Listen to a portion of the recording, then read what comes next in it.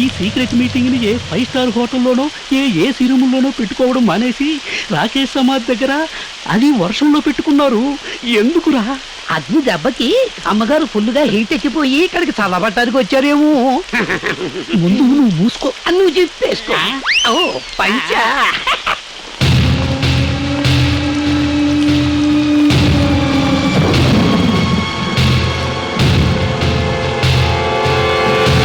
Enquiry commission లో judgement అగ్నికి favour గా వచ్చింది. ఈ మాట వినడానికా నిన్ను మెదక్ డిస్ట్రిక్ట్ నుండి హైదరాబాద్ సిటీకి ట్రాన్స్ఫర్ చేపించింది? మేము అడిగిన ప్రశ్నలన్నిటికీ బుల్లెట్స్ లా సమాధానం చెప్పి సెల్ఫ్ డిఫెన్స్ మోటివ్ తో షూట్ చేశానని ప్రూవ్ చేశాడు. మేమేం చేయలేకపోయాం మేడం. లాఠీని మడిచిపెట్టుకో. సారీ మేడం, ఏదో మీ దయతో బతుకుతున్నాను. ఆ అగ్నికి కమిషనర్ సపోర్టు, సీఎం అభిమానం, ప్రజల ఆదరణ ఉంది. వీళ్ళందరి అండా ఉన్నంత వరకు ఆ అగ్నిని మనం ఏమీ చేయలేం మేడం. తెలుసు, ఈ సమాధానం వస్తుందని నాకు బాగా తెలుసు. అందుకే వీళ్ళిద్దరిని రమ్మన్నా. ధర్మరాజ్, సత్యప్రకాష్, అసాధ్యం అనే పదానికి అర్థమే తెలియదురా నాకు. పిఎంనే శాసించే గాడ్ మదర్ని నేను. అసెంబ్లీలో కాలు పెడితే అసెంబ్లీయే షేక్ అవుద్ది. కోర్టులో ఎంటర్ అయితే జడ్జిమెంటే చేంజ్ అవుద్ది. ఖాదీ నుండి కాషాయం దనక అందరూ నా గుప్పిట్లో ఉన్నారు.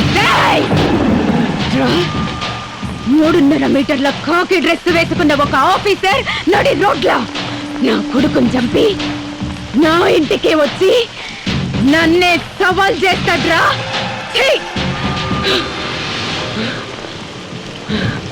నాకే ఈ గతంటే రేపు మీ పరిస్థితి ఏంది? మనం ఒక్కటి కావాలా? మీ ఇద్దరి అండా నాకెప్పుడూ ఉండాలా? నా బిడ్డ చావుకి ప్రతీకారం తీర్చుకోవాలా?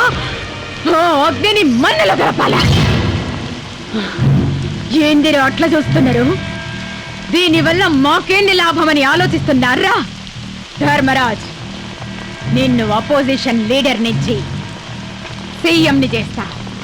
సత్య, నిన్ను హైదరాబాద్ సిటీకి అండర్ వరల్డ్ డాన్ ని చేస్తా.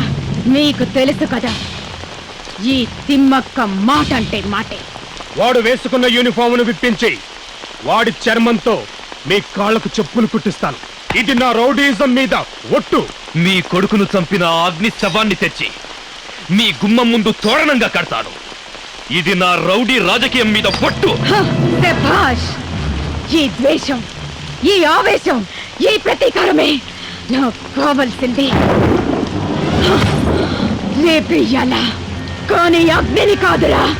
కవచంలా ఉంటూ వాణ్ణి కాపాడుతున్నారే, ముందు వాళ్ళని లేపేయాలా.